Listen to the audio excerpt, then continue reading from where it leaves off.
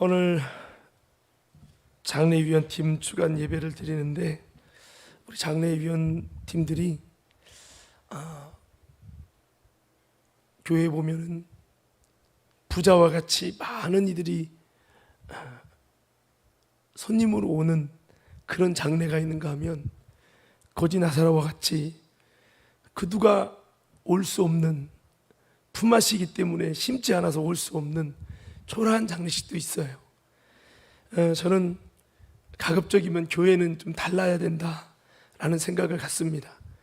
비록 많이 심지 못해서 또 비록 친분을 많이 맺지 못해서 그럴지라도 우리 예수 믿는 자들 가운데서는 우리 장례위원팀이 같이 힘을 쏟아가지고 모이기를 힘써 주시고 위로해 주셔서 세상이 보는 관점은 뭐예요? 돈 많아서 많이 부의금 낸 데는 많이 오잖아요. 이 세상 관점이죠. 근데 하나님은 부자의 장례식장에 축복을 주신 게 아니고 거지 나사로 그 누구도 장례식장에 올 수 없는 유대인들은요, 장례 돈이 없으면 무덤도 없이 그냥 땅을 파서 그냥 평토장하고 말아버려요. 그렇게 좀 초라하게 그냥 시신만 묻고 끝나는데 아마도 그렇게 이름도 없이 그렇게 나사로는 죽었지만 이 땅에서는 그런 장례식이었지만 하나님 나라에서는 성대하게 그를 환영하는 하나님의 역사가 일어났다고 성경은 말씀하고 있어요. 그래서 좀 여러분들이 과림교회의 흐름이라는 것도 제가 보니까 어떤 데는 많이 가요. 막 앉을 자리가 없이 다 오고, 어떤 분들은요 5명, 여러분 아주 초라하게 예배를 드리는 곳도 있어요. 그래서 그런 부분을 보면서 좀 많은 생각을 하게 됐는데요, 우리 장례위원팀들이 복음을 가지고 하나님의 관점을 가지고 어떤 분이든 간에 한결같이 같이 예수 이름으로 위로해드리고 같이 이 장례 선교위원회를 잘 운영하는 우리 과림교회가 되셔서 하나님이 기뻐하시는 장례위원팀으로 세워질 수 있게 되기를 예수 이름으로 축복합니다. 그런 장례위원팀이 됐으면 좋겠다 마음을 갖습니다. 오늘 평신도 주일입니다. 우리 다시 한번 좌우옆선에게 인사해 볼까요? 평신도요 일어납시다. 시작. 혹시나 내가 이렇게 멘트를 넣으면 진짜 일어나는 분이 있나 한번 제가 봤는데 안 일어나시, 정신을 바짝 차렸다는 얘기인 거죠. 자, 그렇습니다. 영적으로 일어나자는 얘기인 거죠. 에베소서에 보면 잠자는 자여 죽은 자들 가운데 일어서라. 잠자는 자와 죽은 자가 차이가 뭘까요? 숨 쉬는 것과 안 쉬는 것이 다르죠. 잠자는 게 죽은 사람이랑 비슷해요, 안 비슷해요? 비슷해. 근데 숨을 쉬고 살아있는 거잖아요. 잠자는 사람은 언제든지 일어날 수가 있는 거잖아요. 내가 우리 아이들 얘들아 빨리 예배 준비하니까 일어나 새벽에 일어나 했더니 알았어 일어날게. 은비가 일어날게. 그렇게 계속 자는 거야. 그래서 은비야 말만 하지 말고 행동에 옮겨. 제가 그랬는데 여러분 잠자는 사람이 죽은 사람과 비슷해요. 그런데 잠자는 사람이 다른 게 있어요. 잠자는 사람은 살아있는 것입니다. 여러분들 옆 사람이 그렇게 인사하세요. 당신은, 다시 한번 당신은 살아있습니다. 살아있음의 기준이 뭐예요? 예수를 믿으면 살아있는 거예요.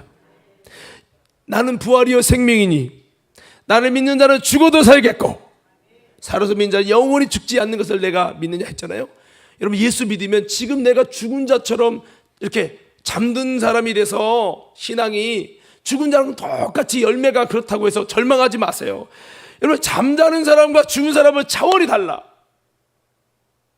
여러분 우리 아이들도 잠자면 일어나고 깨우지만 우리 아이가 잠들어서 안 일어난다고 해서 넌 죽었어 라고 말을 합니까 안 합니까? 해요? 안 하죠. 왜? 잠시 잠들었을 때 일어나면 정상인이야. 여러분 그렇잖아요. 이게 잠자는 사람과 죽은 사람은 차원이 다른 거예요. 비슷한 부류가 아니야. 어디 여러분 여전히 잠자고 안 일어난다고 우리 남편은 죽었구나 그러는 사람은 없어요. 여러분 잠자고 있다는 것은 그래도 살아있다는 거고 여러분 예수 안에 있는 게 이렇게 중요한 거야. 할렐루야. 여러분들이 혹시라도 내가 여전히 잠자는 신앙이라고 낙심하지 마시고, 오늘 안진뱅이 신앙도 일어서야 되고 잠자는 신앙도 일어서야 되고, 여러분 다 일어나는 아름다운 신앙이 되셔서 하나님께 기쁨이 되기를 예수 이름으로 축복합니다. 자, 오늘 오베데돔의 울림이라는 제목을 정했는데요, 제가 이렇게 성경을 읽어가면서 다시 한번 오베데돔을 묵상하게 됐는데, 이렇게 제가 묵상하면서 은혜 됐던 걸 적어놨는데 그것을 여러분과 함께 좀 이번에 나누려고 합니다. 이 이야기는 대충 여러분 알 거예요. 몇 번 설교를 들어봐서도 아실 거고, 다윗이 왕이 됐을 때 제일 먼저 하기 원했던 것은, 사울 왕은 여호와께 묻지 아니하였으나, 법궤 앞에서 묻지 아니하였으나 나는 여호와의 법궤를, 여호와의 궤를 옮겨와서 이 왕궁의 다윗성에 옮겨와서 이 법궤를 두고 여호와께 물으면서 이 왕의 지휘의 역할을 하겠다 하고, 본인 스스로도 기도했지만 법궤를 옮겨와서 법궤 앞에서 묻고 왕의 역할을 감당하겠다. 바꿔 말하면 이 왕의 왕됨이 내 머리와 내 지식과 내 생각으로 다스리는 게 아니라 철저히 하나님 중심으로 하나님의 다스림 속에 이 나라를 통치하겠다라고 하는 그런 굳은 결심이었죠. 이런 결심이 하나님 볼 때 얼마나 아름답습니까? 그래서 법궤를 옮겨오겠다고 여러분 이스라엘의 두령들을 불러놓고, 좀 우두머리 되는 지도자들을 불러놓고 이것을 의견을 제시했을 때 다들 다윗을 따랐기 때문에 왕이 원하는 대로 하십시오 해가지고 법궤를 옮겨오는 일을 위해서 어마어마한 돈을 들여서 막 찬양을 하고 막 엄청나게 법궤를 옮겨옵니다. 옮겨오는 중에 법궤를 담당하던 아비나답의 집에 우사와 아요가 이 법궤를 다 소에다가 수레를 싣고 한 번씩, 이제 어떻게 보면 아비나답의 집에 있었던 법궤가 이제 이스라엘의 중심부인 다윗성에 옮겨지는 아주 중요한 찰나죠. 그래서 이와 같이 이제 우사와 하여도, 야, 이제 내가 우리 아버지 집에서 섬기는 게 아니라 이제는 왕 옆에서 이제 이 귀한 직분을 감당하겠구나, 참 흥분되는 마음으로 법궤를 모시고 가는데, 이 법궤가 여러분 낙원의 다장마당에서 소가 갑자기 왕 해가지고 법궤가 슉 떨어지게 되는 거죠. 아니, 정상적인 법궤가 떨어지면 뚜껑도 빠지고 하면 어떻게 합니까? 흠집나면 어떻게 합니까? 그래서 우사가 얼른 그 법궤를 잡았는데, 잡자마자 전기에 감전된 것처럼 현장에서 죽어버렸어요. 왜 죽게 됐나 이야기를 들었더니, 낙원의 다장마당에서 법궤의 뚜껑이 떨어지고 법궤가 떨어지려고 하니까 그걸 막다가 잡다가 죽었습니다. 그러니까 어떻게 보면 하나님이 이래 열심히 충성하려다가 떨어지는 법궤, 소가 그렇게 한 것을 잡으려고 하는 일을 한 건데 죽었으니까 충성하다 죽은 거 아닙니까? 어떻게 보면 나라를 위해 헌신하다 죽은 거죠. 그래서 이 이야기를 듣고, 이거 하나님이 옮기지 말라는 사인인가? 아니면 법궤를 옮기지 말했는데 내 마음대로 내 뜻대로 옮겨서 하나님께 벌을 받는 건가? 하나님이 싫다는 사인인 건가? 별의별 생각이 들면서 다시 제2의 사상사가 생기면 안 되겠다는 마음이 들어서 다윗이 법궤 옮겨오는 것을 두려워하게 됩니다. 그리고 갑자기 몇만 명이 모였던 법궤 중심에 모였던 법궤 운반의 과정이 싹 사라지고 중단되고, 그 모였던 운집했던 사람이 두려워서 다 숨어버렸어. 그랬을 때 옮겨지던 법궤를 그냥 거기다 둘 수는 없잖아요. 그래서 이거를 누군가가 가져가라고 했는데, 그것을 성경을 보니까요, 이거를 이제 오베데돔이라는 사람이 가져가요. 누가 가져갔다고요? 그렇죠? 오베데돔이 그거를 자기 집으로 모셔갑니다. 대부분 사람들은 안 모셔가요. 왜냐하면 모셔가다가 어떻게 될까? 죽을까봐 두려워서 안 모셔가는 거야. 근데 오베데돔이 그걸 모셔갔어요. 근데 3개월이 지났어요. 몇 개월 지났다고요? 그러니까 3개월 동안 다윗은 법궤, 나 이제 안 옮길 거야, 안 옮길 거야 하고, 다윗이 좋은 마음으로 시작했던, 믿음으로 시작했던 것을 중단한 거예요. 아니, 중단할 수밖에 없었던 거죠. 그래서 법궤 옮기는 거를 3개월이 지났지만 다윗은 다시 그거 해야 되는 거 아닌가라든지 이런 생각을 갖지도 못할 만큼 다윗은 두려워 떨었고, 그리고 이스라엘은 법궤를 운반을 해야 된다라고 하는 생각 자체를 하지를 못했어요. 이렇게 뭔가 하나님의 역사가 일어나다가 하나님의 뜻이 뭔가 진행되다가 멈춰버린 거죠.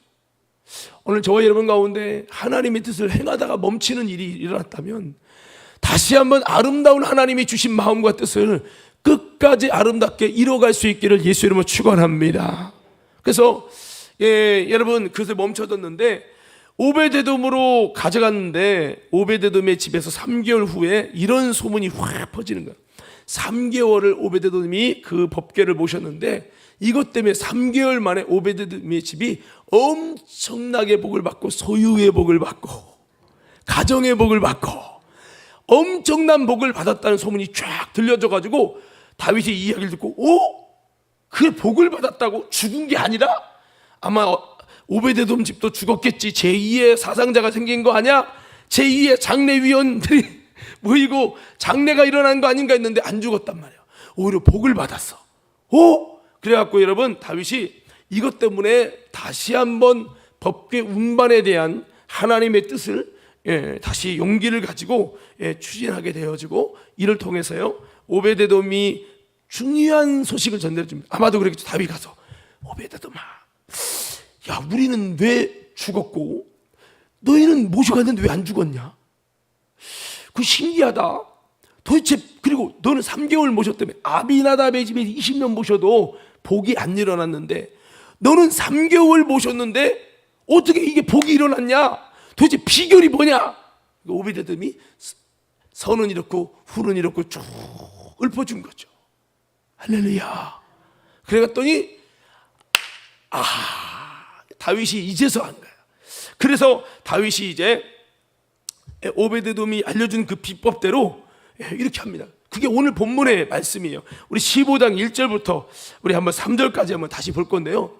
다윗이 깨닫고 나서 오베데돔을 만난 다음에 도대체 비밀이 뭐냐 해서 오베데돔이 법궤에 관한 얘기를 쫙 읊은 거죠. 그랬더니 아마 무릎을 쳤겠죠. 그런데 다윗이 깨닫고 나서 이렇게 법궤를 운반하겠다고 딱 정합니다. 자, 역대상 15장 1절 3절 시작. 다윗이 다윗성에서 자기를 위하여 궁전을 세우고 또 하나님의 궤를 둘 곳을 마련하고 그것을 위하여 장막을 치고 다윗이 이르되 레위 사람 외에는 하나님의 궤를 맬 수 없나니 이는 여호와께서 그들을 택하사 여호와의 궤를 메고 영원히 그를 섬기게 하셨음이라 하고 다윗이 이스라엘 온 무리를 예루살렘으로 모으고 여호와의 궤를 그 마련한 곳으로 메어 올리고자 4절까지 읽을게요. 다윗이 아론 자손과 레위 사람을 모으니. 다 여기 보면 주어가 다윗이죠. 다윗이 자, 이 법궤를 에 대한 이야기를 들은 다음에 하나님의 궤를 둘 곳 장막을 칩니다. 장막을 준비하고 법궤를 모실 준비를 하는 거예요. 그거를 하고 나서 바꿔 말하면 이 장막을 치는 일을 안 했던 거예요. 안 하고 그냥 옮겨만 오려고 했던데 법궤에 대한 스토리를 쭉 들으니까 이게 방법이 있구나. 그냥 무턱대고 옮기면 되는 게 아니구나. 법궤를 잘 모시려면 장막을 딱 준비해야 되고 그 다음에 보니까 법궤를 여러분 다윗이 이제는 2절에 보면 옮기기 위해서 무슨 사람을 뽑죠? 레위 사람을 뽑아요. 전에는 뭐로요? 그냥 우사와 하요가 그리고 소를 통해 이끌었는데 그게 아니고 제사장이 그 레위 사람이 여호와의 궤를 메고 섬기게 하는 거. 그래서 이거를 하나님이 택했다는 걸 이제서 한 거예요. 그래서 이건 하나님의 택했고 이 법궤를 옮기는 직분은 시대에 따라 환경에 따라 바뀌는 게 아니라 영원히 그를 섬기게 그렇게 궤를 메는 사람은 레위 지파로서 영원히 그들만 하게 하려고 하나님이 택한 건데 이건 정해지고 영원한 언약인데 언약을 모르니까 말씀을 모르니까 그냥 상황에 밖에 그래 네가 해 이렇게 하다 보니까 이스라엘이 저주를 받고 어려움을 당했다는 걸 그때서 안 거예요. 그래서 이제 다시 그 직분을 복귀시키면 레위 사람을 불러놓고 그들이 매게 합니다. 그리고 3절에 보면 이스라엘 온 무리를 예루살렘에 모으고 여호와의 궤를 그 마련한 곳에 메어 올리고자 해서 아론 자손과 레위 사람을 모아가지고 이 일을 진행합니다.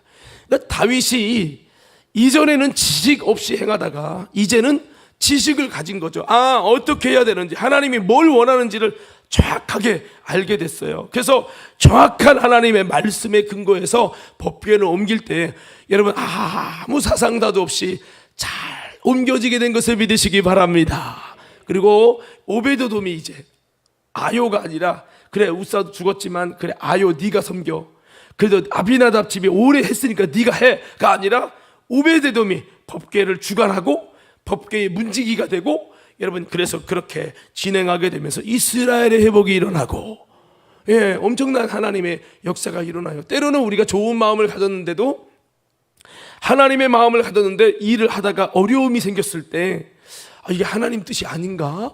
그렇게 되는 경우도 있고, 그러다 보니까 하나님이 하시는 귀한 일인데도 그 하나님의 은혜의 일이 중단될 수 있고요.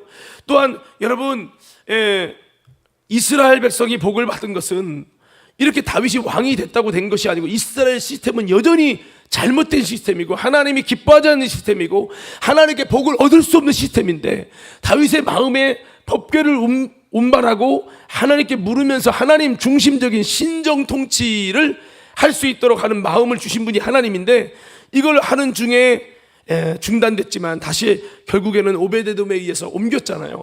옮기게 돼서 이것이 이스라엘의 복을 끌어오는 엄청나게 중요한 일이 됐거든요. 그래서 여러분 오늘 이 일이 굉장히 의미 있는 일이 됐고, 또한 이렇게 이 오베데돔을 통해서 다윗이 처음에 가졌던 그 마음은 이스라엘을 회복하는 아주 중요한 하나님이 주신 감동인데, 사람이 죽다 보니까 그 감동이 잘못된 거 아닌가라고 여기면서 중단돼서 이스라엘에 참 비극이 올 뻔했는데, 오베드돔이라는 사람을 통해서 하나님의 축복의 역사가 무너지지 않고 이어지게 되어지고 하나님의 역사가 이루어지게 됐어요.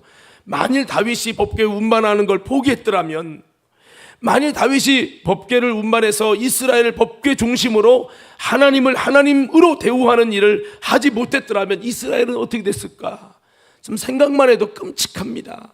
여러분, 이런 놀라운 일을 하게 할 때 바로 오베데돔이 있었다라고 하는 거죠. 자, 그렇습니다. 오베데돔은 다윗의 인생에 큰 하나님의 역사를 나타냈습니다. 하나님을 이스라엘의 보좌에 앉게 할 다윗의 마음과 추진력도 대단하지만, 이렇게 하나님을 알고 하나님이 함께하는 사람도 알지 못하는 그 하나님을 하나님으로 대우하는 길을 몰랐던 다윗에게 영적인 강력한 태양빛과 같은 영감을 주고 어두운 이스라엘에게 광명 같은 하나님을 알게 한 이 오베데돔은 그가 친히 우사를 죽게 한 이 법궤를 모셔와서 자신의 삶에 일어난 하나님의 역사와 통치와 다스림의 복을 맛봐가지고 이 소식을 다윗에게 들어가게 해서 법궤를 모셔오는 일이 결코 두려운 일이 아니라 하나님의 말씀과 뜻대로 모시는 법을 몰라서 그랬다고 하는, 이것을 알게 한 아주 위대한 일을 해냈다는 거예요. 할렐루야. 이것을 가르치려고 들었다면 누가 들었겠으며, 이것을 말했으면 서기관과 장로들이, 제사장들이 비웃었을 거예요. 다윗도 어쩌면 마찬가지였을지도 몰라요. 들으려고 하지 않았을 거예요. 왜? 오베드돔이 뭐 대단한 사람도 아니고 누가 그 말을 듣겠어요. 그러나 자기 자신이 직접 샘플이 돼서 죽음을 무릅쓰고 법궤를 모셔와서 섬기는 일을 해서 법궤를 모셔옴이 얼마나 복된 것인지 삶으로 증거하고, 이런 하나님의 역사와 다스림으로 증거한 이 오베데돔은 이 시대의 진정한 복음의 나팔수인 줄로 믿습니다. 자, 그렇습니다. 이 시대도 어쩌면요, 복음에 대한 오해, 교회에 대한 오해, 신앙생활에 대한 오해를 안고 살아요. 하나님이 정말 기뻐하는 건데 하다가도 중단하고 이게 아닌가 봐, 이렇게 여기기도 하고요. 열심히 하나님의 방법으로 축복받는 길을 향해 가다가도 뭐가 잘 안 되고 꼬이고 어려우니까 이게 아닌가 봐 하고 중단하고, 그렇게 중단돼 가지고 하나님의 복을 누리지 못하는 일들이 얼마나 많이 있을까. 교회 다녀도 기도해도 예배해도 바뀌는 것이 없이 오히려 교회 다니며 열심히 신앙생활하다가 더 어려움을 겪었다고 하는 나쁜 소식이 주를 섬기는 자들에게는 큰 트라우마가 되고 큰 부담감과 두려움을 줘가지고 다윗처럼 하나님을 섬기며 예수를 믿고자 하는 자들의 마음속에 여전히 결단하지 못하게 하는 그 비극을 이 시대가 좀 초라하고 있는 건 아닌가라는 생각을 해봤어요. 여러분, 믿음의 사람 다윗도 주저하고 옮겨올 수 없었으니 말 다 한 거 아닙니까? 이 시대의 악순환도 마찬가지라는 거죠. 예수 믿었다는 권사 장로님들이 교회를 그만둡니다. 신앙생활을 중단합니다. 왜 그렇습니까? 삶 속의 복과 은혜보다는 부정적인 역사와 영향력을 보면서 회의에 빠진 것입니다. 내가 이러려고 믿는가 하는 생각이 든다고 하는 것이죠. 그러나 오베데돔은 자신이 제사장도 아니고 장로도 아니고 대단한 리더인 다윗도 아니지만은 그가 만나고 그가 믿고 따르는 하나님의 말씀대로 죽음과 두려움의 불신의 프레임을 깨뜨리고 새로운 샘플로 하나님을 섬기는 복의 모습을 삶으로 증거한, 그는 비록 신분은 대단하지 않지만 이론도 아니고 그냥 어떤 설교도 아니라 삶으로 하나님의 능력과 복의 역사를 통해서 보여준 이런 모습은요, 이 시대에도 아주 중요한 일이 아닐 수가 없습니다. 오늘 저는 사랑하는 믿음의 성도들이 오베데돔 같이 여러분의 삶 속에 뭐 대단한, 여러분 설교가도 아니고 대단한 뭐 간증자도 아니고 그건 아니지만 여러분 삶 속에 나타나신 축복의 하나님, 능력의 하나님, 은혜의 하나님을 여러분의 삶으로 증거해서 여러분을 보고 야, 정말 나도 저렇게 예수 믿어야 되겠다. 여러분 중단된 사람들 하여금, 멈춰진 사람들 하여금 하나님 뜻을 쫓아가다가 여러분 낙심한 그들의 마음속에, 아니 먼저 믿고 은혜의 하나님을 만났던 다윗 같은 사람들도 멈춰져 있는 신앙이 여러분의 삶에 나타난 하나님의 역사와 증거를 통해서 아름다운 여러분 하나님의 음성이 전달되는 복음의 나팔이요 신령한 울림을 주는 저와 여러분 되기를 예수 이름으로 축원합니다. 우리가 그렇게 될 수 있다는 거죠. 말이 아니라 삶으로. 자, 옆 사람에게 한번 인사해 볼까요? 오베데돔 같은 신령한 울림이 성도님의 삶을 통해 나타나기를 원합니다. 우리는 겉으로 우사의 죽음을 보고 두려워해요. 그러나 여러분, 그 죽음에는 원인이 있었던 거죠. 오해의 소지가 있지만 원인이 있었던 거예요. 그 원인을 모르면 교회 다니는 거 포기하고 충성 포기하는 거예요. 신앙생활에서 이렇게 물음표가 해결되지 못해서 여전히 앞으로 나가지 못하고 멈춰진 인생들이 있어요. 그런데 오베데돔은 그 멈춰진 인생에게 다시 용기를 주고 하나님의 음성을 확 알게 한 아주 아름다운 울림이죠. 울림. 이거는 위로부터 밑에 사람을 가르치는 울림이 아니에요.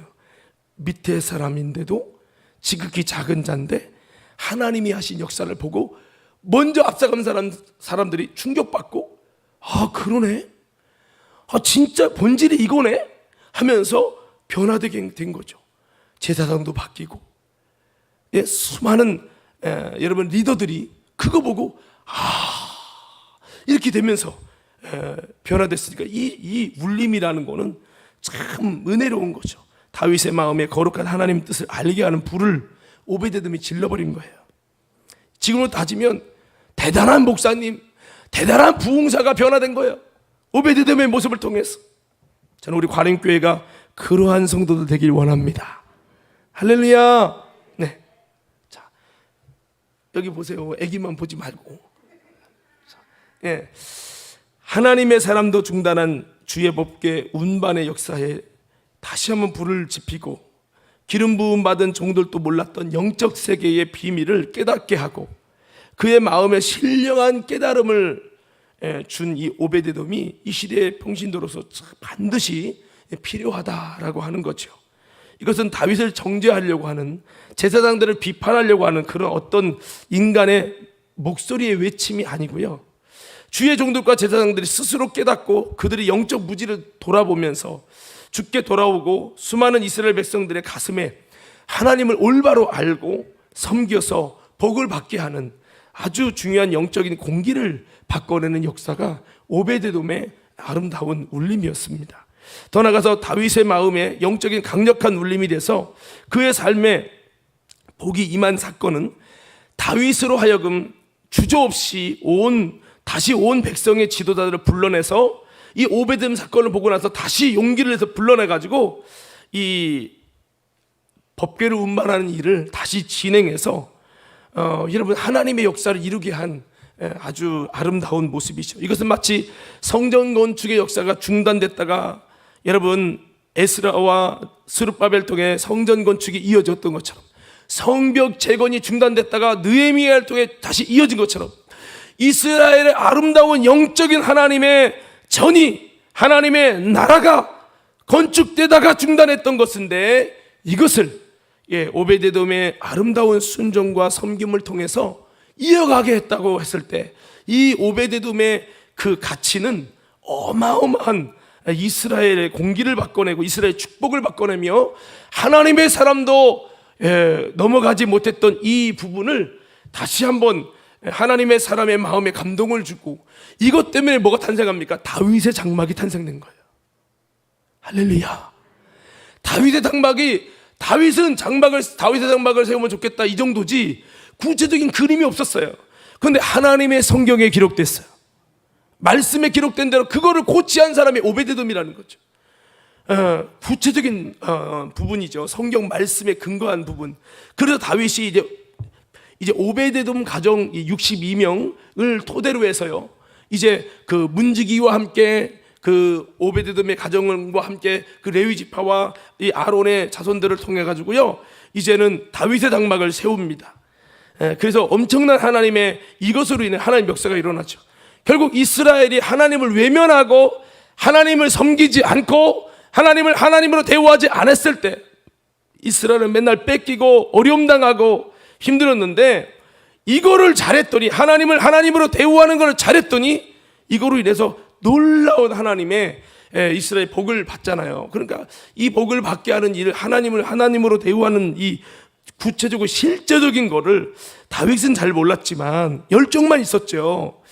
그렇지만 이 오베데돔을 통해 이렇게 됐기 때문에, 이것은 오베데돔의 선한 영향력과 영적인 그 울림은 이스라엘을 살리는, 이스라엘을 바꿔내는 참 중요한 일이 됐고, 이것이 어떤 대단한 사람이 아니라 저 버려진, 저 소외된 저 한 사람의 아름다운 신앙을 통해서 일어났다고 했을 때, 야, 이게 참 멋있다라는 생각을 했어요.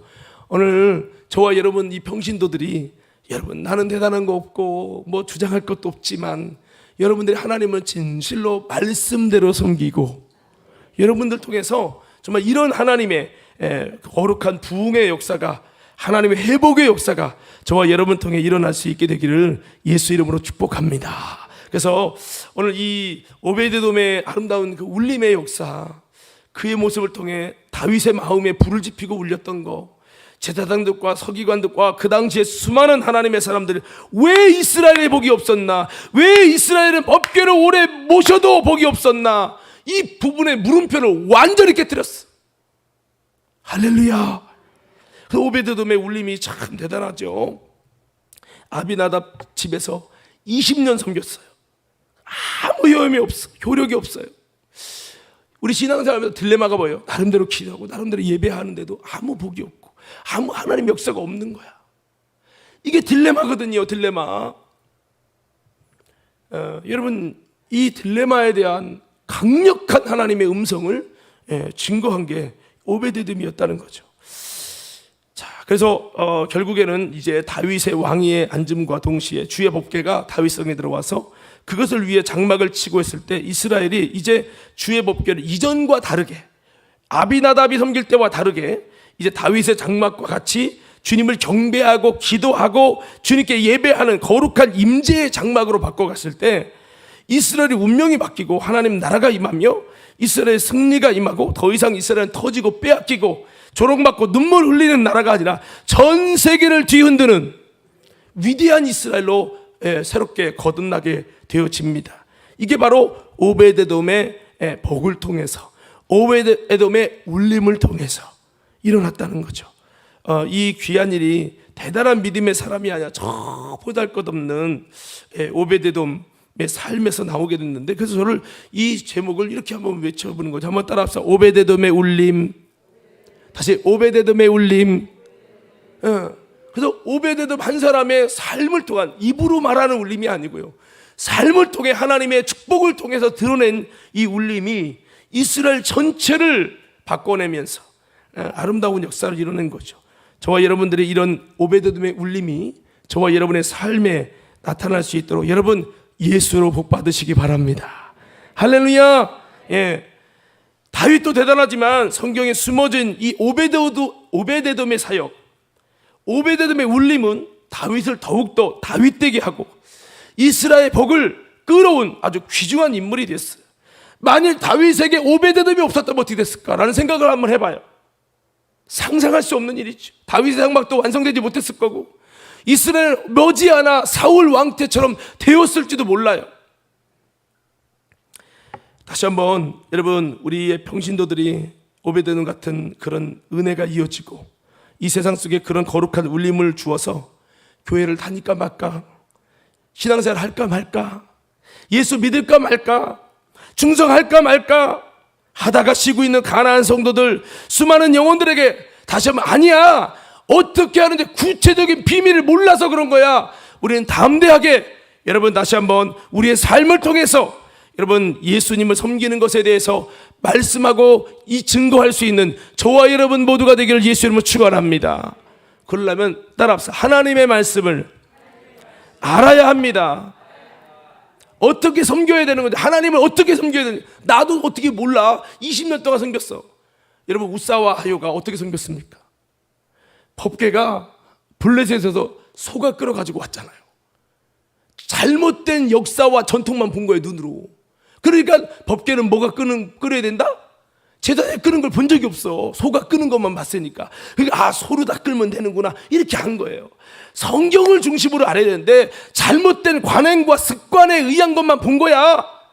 교회 다녀도 안 되는 것만 받고, 교회 다녀도 축복 못 받는 것만 받고, 그러다 보니까 나도 선배들 따라 똑같이 하니까 법궤를 모셔도 아무것도 없는 거죠. 우리가 이렇게 되면 큰일 나요. 사랑하는 믿음의 성도 여러분, 말씀 위에 세워집시다. 보세요. 지금도 주무시는 분이 계신데 한 2분 자는 것 같은데 이런 분들은 말씀 관심 없어요. 이스라엘의 허점이 뭐냐? 열심히는 해. 근데 기준도 없고 본질도 없고 왜 해야 되는지 이유 없이 그냥 열심히 해. 그러니까 뭐예요? 말씀 없이 한단 말이에요.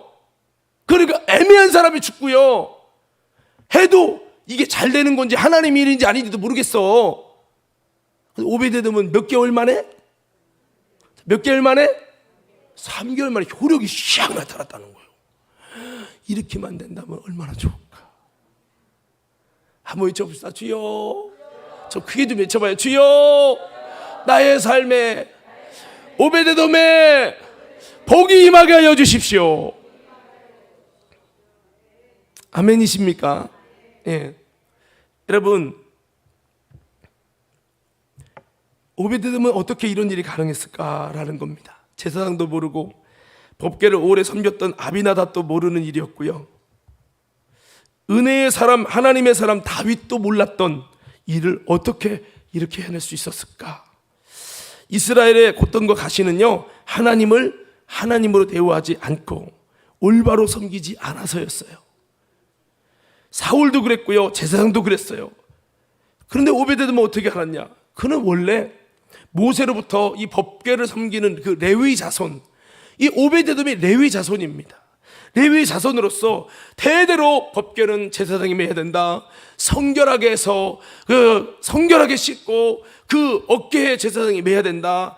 뭐 여러 가지 법궤를 메고 운반하는 것이나 법궤를 섬기는 것이나, 여러분 이런 거를, 그 법궤를 섬길 때 문지기가 있어서 그 문지기 역할이 여러분 바로 오베데돔의 가정이 담당하거든요. 원래 이 오베데돔의 가문이 성막에 이 법궤를 보호하기 위한 문지기 역할을 했던 거예요. 그 직분이 잃어버려졌어요. 이 직분이 상황과 환경 때문에 잃어버려졌고 하나님의 말씀이 사라져버린 거죠. 그런데 이거를 이 가정은요 계속 신앙에 대물림을 한 거예요. 그래가지고 결국 여러분 이 모세 때부터 법궤에 대한 규례를 임명받은 이 가정이 바로 오베데돔의 가정이었고, 그 가정에서 이 신앙의 대를 이어서 하나님의 법궤와 규례를 계속 들으면서 이 신앙의 유산이 참 물려졌다는 거예요. 할렐루야.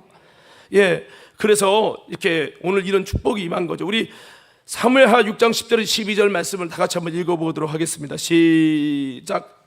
다윗이 여호와의 궤를 옮겨 다윗성 자기에게로 메어 가기를 즐겨하지 아니하고 가드 사람 오벳에돔의 집으로 메어 간지라.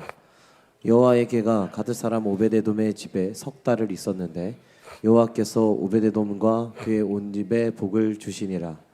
어떤 사람이 다윗 왕에게 아뢰어 이르되 여호와께서 하나님의 궤로 말미암아 오벳에돔의 집과 그의 모든 소유에 복을 주셨다 한지라. 다윗이 가서 하나님의 궤를 기쁨으로 메고 오벳에돔의 집에서 다윗성으로 올라갈세. 아멘. 이렇게 된 거죠. 그래서 이런 축복이 임한 거죠. 신명기 10장 8절 말씀에서는 이 법궤를 누가 매는지 이야기하고 있죠. 함께 읽겠습니다. 시작.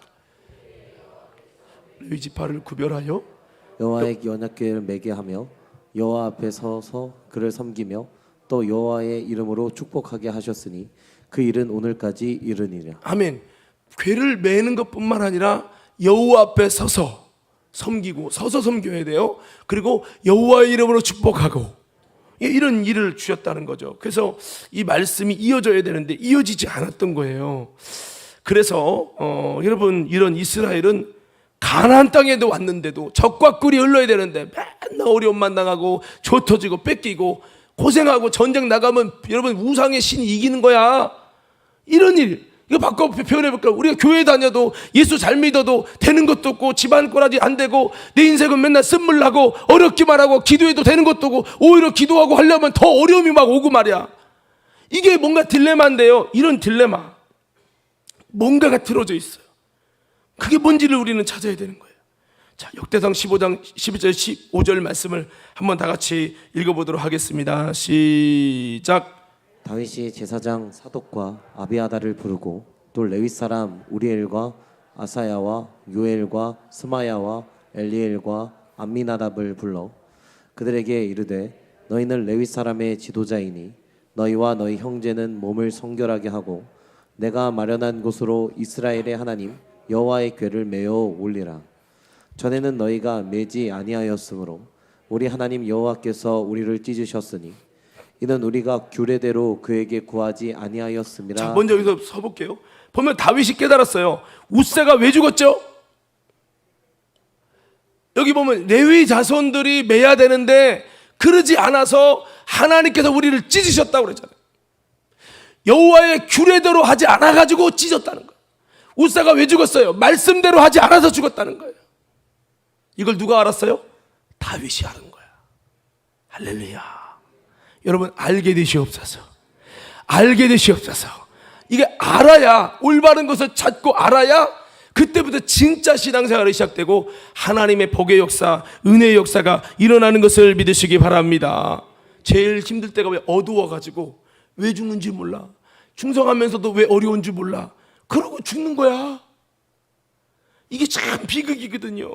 자, 14절에 다윗은 이제 이걸 알았고요. 오베데돔을 통해 아는 거죠. 14절부터 15절까지 좀 더 구체적인 내막을 다 들어서 알게 된 거죠. 계속 읽겠습니다. 시작. 이에 제사장들과 레위 사람들이 이스라엘 하나님 여호와의 궤를 메고 올라가려 하여 몸을 성결하게 하고 모세가 여호와의 말씀을 따라 명령한 대로 레위 자손이 채에 하나님의 궤를 꿰어 어깨에 매니라. 다윗이 구체적으로 어떻게 섬기고 어떻게 움직이고 뭐 이런 걸 다 들어가지고요. 이제 다윗이 명령을 다 하는 거예요. 모세 말씀대로 이렇게 해라. 이래서 죽은 거다. 다 이렇게 교통정리를 딱 해버렸어. 결국 우리는 이걸 통해 뭐를 할 수 있습니까? 다윗이 어떻게 이런 지식이 왔을까? 전혀 모르던 사람인데요. 오베데돔 때문에 알게 된 거죠. 구체적인 규례들을 우리는 말씀을 통해 볼 수가 있는데요. 하여튼 잃어버린 이 말씀을 찾았고 이스라엘이 소홀히 했던 말씀을 찾았고 이스라엘 백성 생각에는 야 그거는 상황에 따라 바꿀 수 있는 거지 뭐 꼭 그렇게 해야 되냐 옛날처럼 이렇게 생각을 했는데 그것 때문에 법궤를 하나님 뜻대로 섬기지 않은 것이 이스라엘의 화근이 돼서 계속 어려움을 당했다는 걸 이제하는 거예요. 하나님 말씀을 무시하고 지 맘대로 신앙생활하는 사람들에게 하나님이 함께하지 않은 거예요. 근데 이제 하나님의 말씀대로 이게 돌아오니까 이스라엘의 강력한 법궤의 효력과 법궤의 복이 임하는 거죠. 여러분 이것은 무엇을 우리에게 말합니까? 하나님의 말씀으로 돌아와야 될 줄 믿습니다. 그렇습니다. 이스라엘은 이 잃어버린 말씀을 찾아서 이렇게 나아갈 때 회복이 됐어요. 이스라엘이 어려움 당했던 것은 말씀을 잃어버렸기 때문이에요. 그래서 지금까지 어려움 당한 거예요. 사무엘 시절 사울 왕 때 여러분 참 그런 어려움이 있었죠. 우리도 잃어버린 하나님의 말씀을 잘 찾아내기를 예수 이름으로 축복합니다. 말씀을 찾게 하는 오베데돔이 되기를 예수 이름으로 축복합니다. 역대상 15장 16절에서 16장 6절의 말씀을 보면 다윗이 여호와의 궤 앞에서 섬기게 하는 이 다윗의 장막을 세워가는 이 처음 단계가 나와요. 그때 보면은 이 오베데돔이 집이 귀하게 이 궤의 문지기로 쓰임 받게 됩니다. 이것은 궤에 관련된 직분을 다 성경대로 하나님이 구약에 약속한 모세 때 말씀했던 예언대로 그대로 다 다시 원상복귀시킵니다. 무너졌던 말씀을 회복시키는 거죠. 그래서 역대상 16장 37절 38절에도 보면 이 오베데돔과 그의 형제 68명이 다 문지기로 삼아서 그의 가문이 다시 법궤를 향한 법궤를 또 관리하며 운반하는 그리고 본래 모세를 통해 부여해진 그 직분들이 회복되는 것을 말하고 있습니다. 자, 우리 37절 38절 한번 읽겠습니다. 시작. 다윗이 아삽과 그의 형제를 여호와의 언약궤 앞에 있게 하며 항상 그 궤 앞에서 섬기게 하되 날마다 그 일대로 하게 하였고 오베데돔과 그의 형제 68명과 여도둔의 아들 오베데돔과 호사를 문지기로 삼았고. 아멘. 자, 그래서 이렇게 되는 겁니다.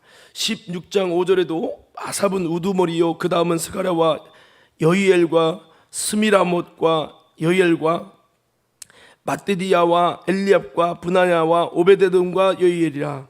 비파와 수금을 타고 아삽은 재금을 힘있게 치고, 이런 말씀들이 좀 나와요. 결국에는 여러분 그 역대상 26장 4절 12절에도 보면 오베데돔의 아들들은 맏아들 스마야와 뭐 둘째 여호사밧과 쭉 나오거든요. 거기 보면 쭉 여러분 오베데돔의 가족들이 나옵니다. 여기 8절에 보면 이게 7절부터 한번 볼게요. 7절부터 7절부터 자 26장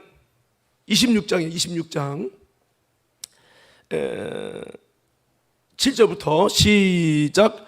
스마야의 아들들은 오드니와 르바엘과 오벳과 엘사밧이며 엘사밧의 형제 엘리후와 스마기야는 능력이 있는 자니. 8절부터요.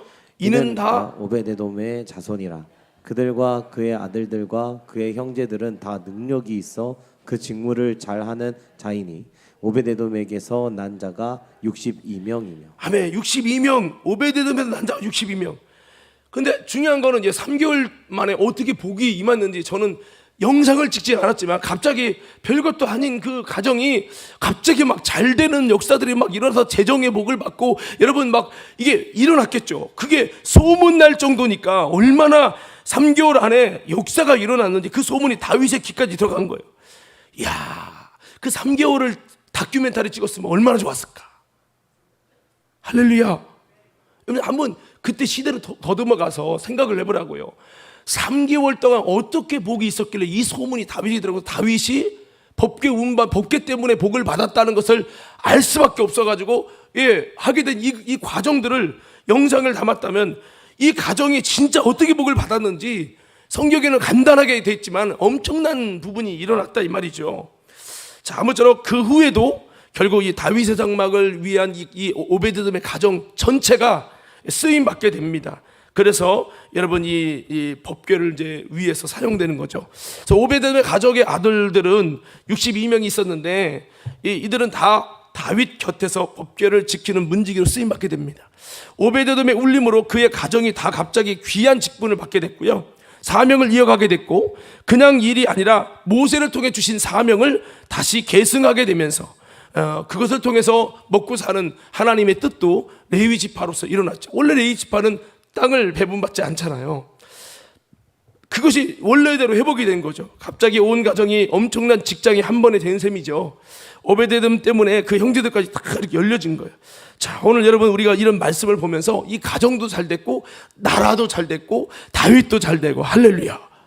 예, 참 너무나도 좋은 진짜 해피엔딩인데요.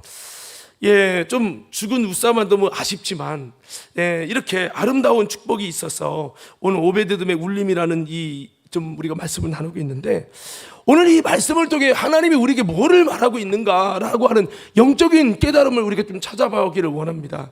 자, 오늘 말씀을 이렇게 대충 들었어요. 이 말씀을 통해서 하나님이 우리에게 무엇을 말씀하시냐. 첫째는요, 그냥 간단하게 말씀을 드릴게요. 주님께서 주신 사명을 잃어버리지 말고 잘 믿음으로 계승하자. 예, 이것을 우리 깨닫게 돼요. 오베데돔에게 신앙의 법궤 수호의 일들에 대해서 계승하지 않았다면 이런 오베데돔의 울림도 없고 그 가정의 복도 없고 이스라엘의 회복도 없었을 거예요. 그러니까 한 사람의 가정이 신앙을 계승한 것이 얼마나 귀한 이스라엘 전체의 축복을 일으켰는지를 오늘 성경은 말해주고 있는 거죠. 여러분, 저와 여러분들도 주님이 주신 사명 잃어버리지 마시고 잘 믿음으로 계승하길 바라요. 할렐루야. 예. 자, 그리고 두 번째 우리가 영적으로 깨닫게 되는 것은 하나님의 역사에는 믿음의 승부수를 걸어야 합니다. 무슨 얘기예요? 여러분, 웃사를 죽인 두려움의 법궤였지만은 두려움 중에도 부정적인 영향 중에도 법궤를 과감하게 담대함으로 믿음으로 모셔옴으로 인해서 하나님의 복이 오베데돔의 가정에 임하게 됐잖아요. 여러분 같으면 생각해봐요. 자, 법궤를 모셔가는데, 자, 이태모 집사님에게 물어볼게요. 법궤를 모셔가는데 사람이 죽었어. 그것도 법궤를 위해서 충성하다가. 그러면 집사님 같으면 그 법궤 모셔가는 게 재밌겠어요? 은혜롭겠어요? 아니면 솔직히 좀 부담스럽겠어? 네, 부담스럽죠. 여러분 생각해봐요. 그 일 하다가 죽었어. 두려움의 법궤 아닙니까? 다윗도 두려워했는데요. 그 상황이 얼마나 두려웠으면 이스라엘 백성 전체가 다 도망갔어.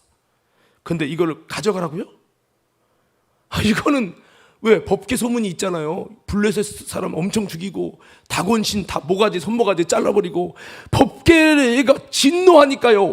연병이 일어나서 블레셋이 초토화됐잖아요. 더 나가서 법궤를 섬기는 누구도 죽어? 하나님의 주의 종 웃사도 죽었어. 근데 나보고 모셔가래? 이게 되게 두려운 일이거든요.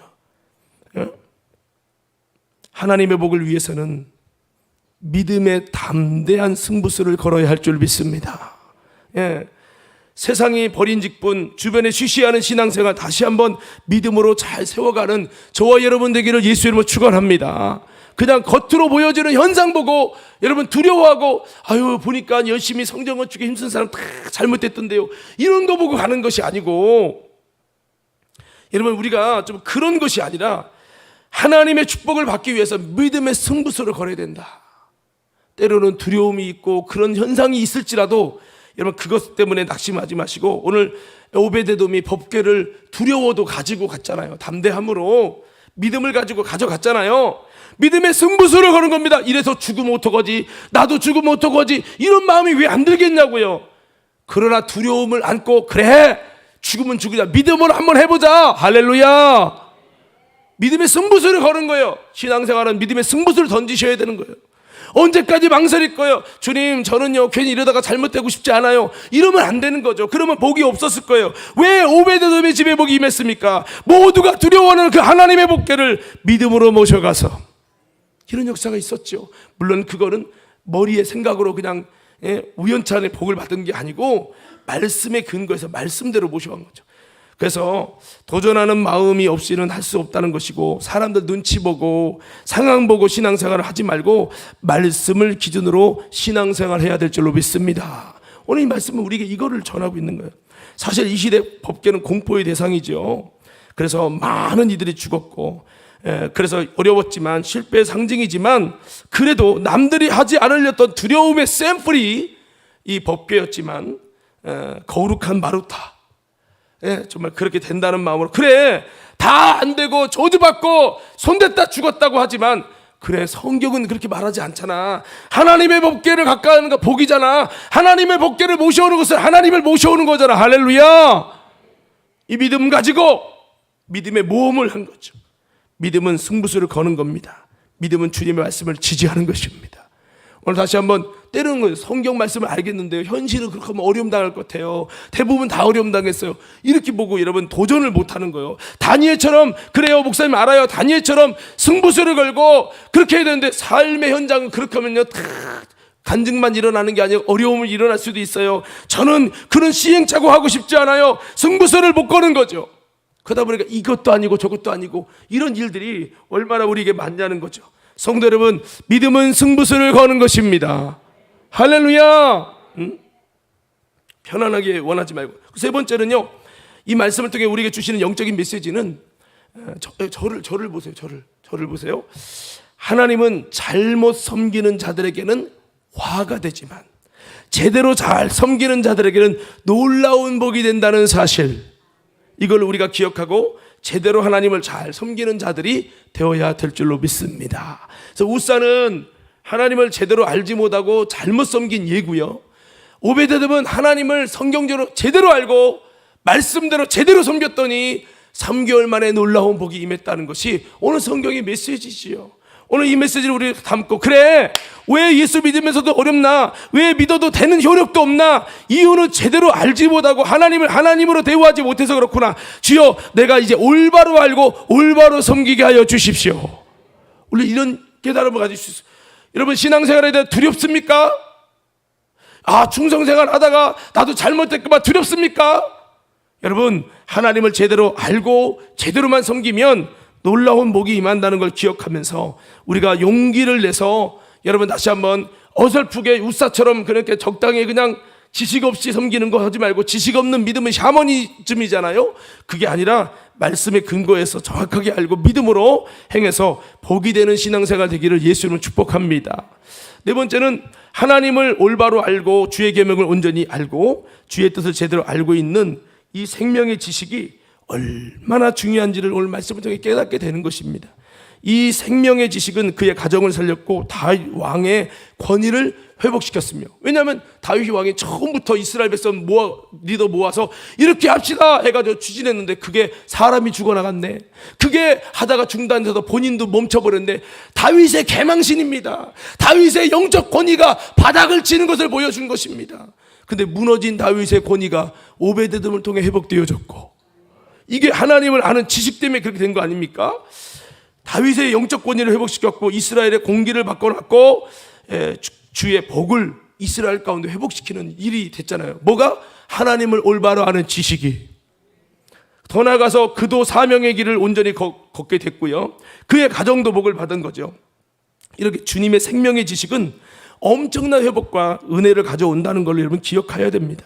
말씀 잘 듣는 거 그냥 설교 좋아하는 사람, 목사님 좋아하는 사람만 듣는 거지 이게 아니라 말씀을 알고 온전한 하나님을 아는 지식을 갖는 것은 너무나도 귀한 거예요.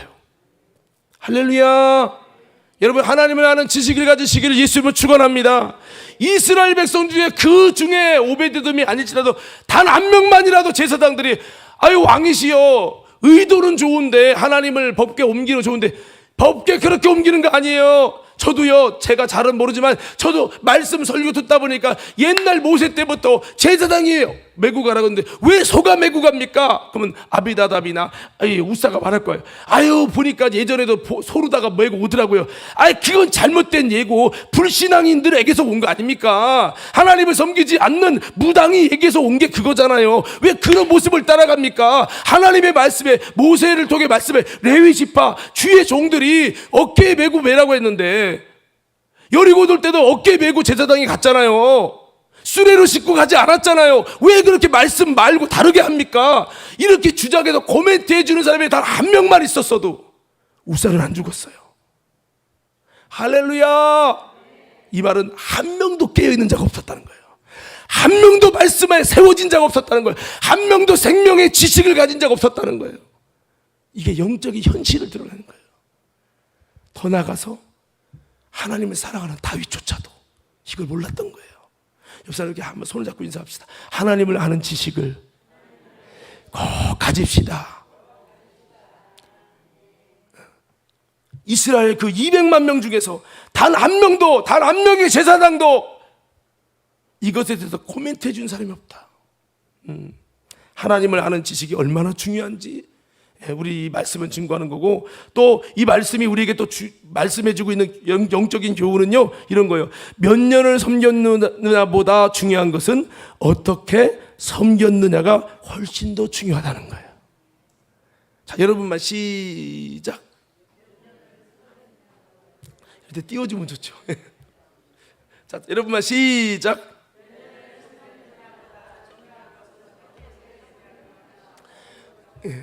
부연 설명하지 않을게요. 여러분, 이거는 오늘 말씀을 통해 우리에게 증거하는 하나님의 메시지예요. 우리 잘 섬기길 원합니다. 여섯 번째는요, 법궤를 잘 관리할 준비되었던 자였기 때문에 하나님은 그를 쓰시려고 그에게 갑자기 복의 역사를 주셨다고 하는 거죠. 오베데돔이 법궤를 관리할 준비된 자였어요. 우사와 아요는 법궤를 관리할 준비가 되지 않았어요. 이유는 뭐냐? 말씀에 지식이 없어요. 하나님을 아는 지식이 없다고요. 그러니까 모르는 하나님을 섬기는 거야. 그래서 그렇게 되면 안 되기 때문에 하나님께서는 준비된 오베데돔을 사용하려고 우사의 죽음을 선택한 거죠. 잠깐 아팠지만, 잠깐 힘들었지만, 여러분, 이것은 다시 전화위복이 돼서 이스라엘의 법궤를 운반하고 법궤를 모시는 여러분 담당자가 바뀌어버린 거죠. 근데 그게 이스라엘의 복을 받을 비밀이었던 거죠. 주님이 사용하실 자들에게 복의 역사를 주시고 준비된 자들에게 이끌림 받아 섬기기를 하나님은 원하신다. 준비된 자를 원하신다. 오늘 우리 모두 이렇게 준비되는 자들이 되기를 예수 이름으로 축복합니다. 그럼 여러분이 오베데돔이 되는 거예요. 여러분은 우사가 되고 싶습니까? 오베데돔이 되고 싶습니까? 오베데돔이 되어야 되겠죠. 자, 일곱 번째입니다. 이 오늘 말씀의 메시지는 이런 것을 증거하고 있어요. 말씀으로 무장되고 영적으로 무장돼서 잘못된 것으로 길들이지 말자. 할렐루야. 우사와 하요는 잘못된 거 보고 그게 하나님을 법궤를 모시는 건 줄 알았잖아요. 이스라엘 백성들 전체가 그렇게 알았어요. 잘못된 것이 내 마음과 생각에 길들여지면 어려움 당하는 거예요. 아비나답처럼 잘못된 것 보고 그게 진리인 것처럼 비진리가 답습되면 안 된다는 것을 오늘 성경은 말하는 거죠. 우사와 아요가 마찬가지인 거죠. 부모님이 그렇게 했다 할지라도 부모님의 신앙을 그냥 무조건 물려받지 말고 그게 성경적입니까? 그게 하나님이 정말 원하는 겁니까? 하나님이 원하시는 것은 무엇입니까? 왜 20년 섬겨도 효력이 없습니까? 아버지, 이건 아니잖아요. 하나님 주의 종들을 모셔와서 한번 뭐가 옳은 건지 한번 봅시다 해야 되는데 본인이 그냥 살던 신앙생활 방식대로 그냥 우리 아버지가 하던 대로 그냥 신앙 방식대로 그냥 그러는 거야. 예, 그걸 한번 돌다리도 두드려 봐야했어요. 근데 두드린 생각이 없어요. 그냥 대물림 하는 거예요. 대물림. 주의 말씀과 뜻대로 정통대로 세워져 가는 저와 여러분 되기를 예수 이름으로 축원합니다. 이 시대의 환경 때문에 습관의 프레임 때문에 우리 아버지도 장로님이셨고 우리 집안이 3대째 집안이고 그게 뭐가 중요해? 하나님 말씀대로 정말 갔냐고요? 그게 정말 하나님의 뜻대로 섬기고 있는 거냐고요? 그냥 했으니까 하는 이게 문제라고. 이게 주의 말씀과 성령의 지식과 영감과 영안 영역을 가지고 우리가 올바로 여러분 잘못된 것이 내게 길들이지 말고 올바른 것을 잘 찾아서 말씀 안에 무장돼서 다시 한번 오베데돔의 역사를 세워가야 될 줄로 믿습니다. 자, 마지막 한 가지는요, 하나님의 법이 무너진 것 같고 모든 것이 정지된 것 같지만 실제로 하나님의 법은 세월이 지났어도 그대로 움직이고 역사하고 계셨다는 것이에요. 할렐루야. 이 말씀이 이걸 증거하고 있는 거예요. 자, 민수기 7장 9절 한번 볼까요? 민수기 7장 9절. 자, 우리 다 같이 한번 7장 9절. 자, 한번 읽겠습니다. 시작. 고핫 자손에게는 주지 아니하였으니 그들의 성소에 지금은 그 어깨로 매는 일을 하는 까닭이었더라. 예, 어깨로 매는 일을 하겠다. 여러분, 이스라엘 백성은 어떻게 생각해요? 그거는 모세 때 얘기고요. 모세 때는 그렇게 어깨에 메고 제사장이 한 거 알아요. 근데 지금 다윗 왕이 된 이 지금의 시점에는 그 성경이 적용되지 않는다고 생각했어요. 그것은 출애굽 시절에 그때나 일어나는 일이고 지금은 이것이 적용되지 않는다고 생각을 한 거죠. 근데 우리는 이 성경을 통해 뭐를 봐요? 하나님의 법은 무너진 것 같고 모든 것이 정지된 것 같지만 실제로 하나님의 법은 세월이 지나도 그대로 움직이고 그대로 역사하고 계셨다는 거죠. 그래서 오늘 말씀이 하나님 말씀은 영원하다 라는 하나님의 말씀이 몇백 년이 지나면서 여러분 잊혀지고 그게 효력이 없다고 생각했던 하나님의 말씀이 그대로 적용되고 그 말씀을 회복시켰더니 여러분 하나님의 복이 임했다고 하는 거죠. 법궤를 매는 운반하는 방법까지 동일했어요. 그래서 여러분 그렇게 하나님의 말씀대로 운반하지 않고 하나님 뜻대로 섬기지 않았던 이스라엘은요 사울 시대 때 계속 어려움 당한 거죠. 그러나 오베데돔과 같이 수백 년이 지났지만 모세 때와 수백 년이 지났지만 그래도 그 말씀 하나님이 했던 말씀과 규례대로 했더니 여러분 놀랍게 역사가 일어났어요. 그래서 우리도 마찬가지입니다. 오늘 말씀을 좀 마무리할 텐데요. 사랑하는 성도 여러분, 이 세월이 지나서 이거 옛날 말씀인데 뭐 옛날엔 그렇게 됐는데 뭐 이게 아니라 오늘 저와 여러분이 다시 한번 하나님의 살아있는 말씀을 붙들고 나가는 우리 모든 성도들 되길 간절히 소원합니다. 우리 연주팀은 이렇게 자리에 와주시고요. 자, 오늘 오베데돔의 울림을 나눴어요. 삶으로 울리는 울림이었고 삶 속에 살아계신 하나님을 경험하고 하나님의 복을 체험함으로 증거하는 울림이었어요. 목소리로 외치는 울림이 아니었어요. 여러분 우리 가운데도 이런 오베데돔의 울림이 여러분의 삶을 통해서 뭐 여러분 장로님이 권사님이 저한테 목사님 신앙생활 이렇게 하는 겁니다. 저한테 설교하지 않아도 여러분의 삶에 나타난 하나님의 역사를 보면서 야 목사님 제가 야 집사님 부럽네. 아유 아니에요. 저는 잘 모르지만 이렇게 신앙생활을 했을 뿐이에요. 이 성도님의 신앙생활을 보니까 야 주님 저는 목사인데 저 집사님의 신앙생활을 보니까 이게 진짜 이게 성경대로 이게 성경대로 나도 저렇게 살아야 되는데요.